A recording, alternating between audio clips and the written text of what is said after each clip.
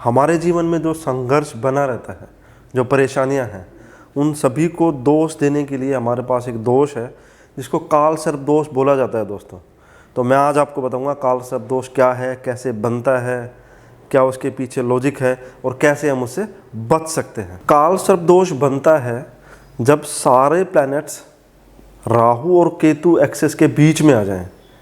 दोस्तों, राहु और केतु रेट्रोग्रेड चलते हैं हमेशा, यानी एंटी क्लॉकवाइज चलते हैं हमेशा, और जब उन दोनों के बीच में सारे प्लैनेट्स आ जाएं तो उसे काल सर्प दोष बोला जाता है। केतु और राहु के बीच में अगर प्लैनेट्स आएंगे तो उसे काल सर्प दोष नहीं माना जाएगा दोस्तों। और अगर कोई प्लैनेट राहु या केतु के साथ बैठा है तो भी वो काल सर्प दोष नहीं माना जाएगा दोस्तों। तो अगर कोई एक प्लैनेट भी बाहर है इन दोनों के एक्सेस से तो वो काल सर्प दोष नहीं बनता है। विद्वानों का ऐसा मत है कि काल सर्प दोष 12 प्रकार के हैं। कुछ महाविद्वान तो ऐसा मानते हैं कि काल सर्प दोष 144 प्रकार के हैं और उसमें उन्होंने कैटेगरी भी बनाई है, ये शुभ है या अशुभ है। तो दोस्तों, आपको बता देना चाहूँगा आश्चर्य की ये बात कि हमारे क्लासिकल टेक्स्ट में, जो हमारे रेफरेंस के लिए एस्ट्रोलॉजिकल टेक्स्ट हैं, उनमें काल सर्प दोष नाम का कोई शब्द नहीं पाया जाता है दोस्तों। जब हम प्रिडिक्शन करने में फेल हो रहे होते हैं तो हमें सहारा चाहिए होता है ऐसे दोषों का जो हम बता सके कस्टमर्स को और कंफ्यूज कर सकें। काल सर्प दोष राहु और केतु के रेफरेंस में लिया जाता है दोस्तों। जबकि आपको बता दूं, राहु और केतु दानव थे, ऋषि कश्यप और दिति की संतान थे, ना कि ऋषि कश्यप और कद्रु की संतान जो कि सर्प कहलाए। दोस्तों, समुद्र मंथन में जब अमृत निकला तो देवताओं और दानवों में समझौते के लिए जब विष्णु भगवान मोहिनी का रूप धारण करके आए, तब उस टाइम पे सरोभानु नाम का राक्षस देवताओं की पंक्ति में जाके बैठ गया, जिसको पहचाना सूर्य और चंद्रमा ने और बताया विष्णु जी को, जिन्होंने उसकी धड़ और सिर को अलग कर दिया सुदर्शन चक्र से।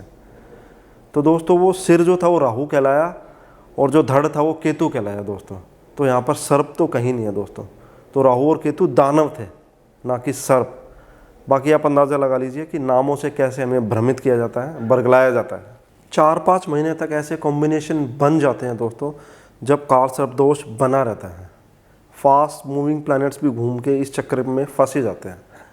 तो क्या उन दिनों में सारे बच्चे काल सर्प दोष लिए जो पैदा होंगे वो जीवन में कुछ भी अच्छा नहीं कर पाएंगे? पढ़ाई के क्षेत्र में, स्पोर्ट्स के क्षेत्र में, पॉलिटिक्स में? अतिशोक्ति नहीं है दोस्तों ये।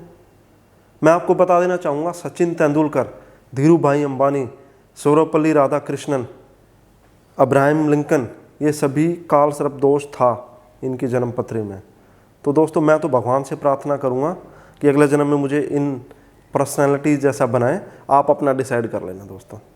जब 2 पाप ग्रहों के बीच में सारे ग्रह आ जाएं या कोई शुभ ग्रह आ जाए, उसे पाप कर्तृ दोष बोला जाता है। काल सर्प दोष में तो सारे ग्रह इसके बीच में आ गए हैं, तो क्या वो अपना रिजल्ट देंगे ही नहीं दोस्तों? ये तर्क संगत नहीं लगता है दोस्तों। तो हमें ज़रूरत है एक अच्छे एस्ट्रोलॉजर की जो हमें बता सके कि आपका कौन सा ग्रह कैसा है, किस डायरेक्शन में लेके जा रहा है आपको, तब आपको सही दशा मिल पाएगी दोस्तों।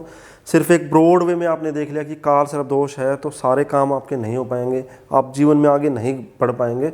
तो इस अंधकार के साथ ना तो जिए ना आगे बढ़े।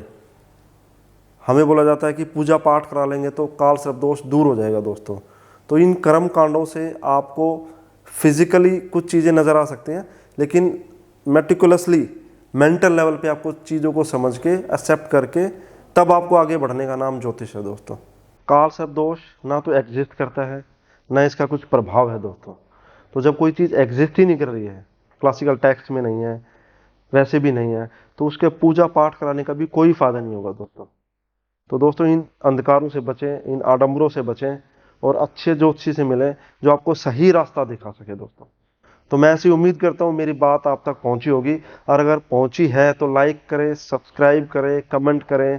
आपके कुछ सवाल है आप पूछ सकते हैं, नीचे डाल सकते हैं, नंबर पर व्हाट्सएप कर सकते हैं। मैं 100% आपको जवाब देने का प्रयास करूँगा दोस्तों।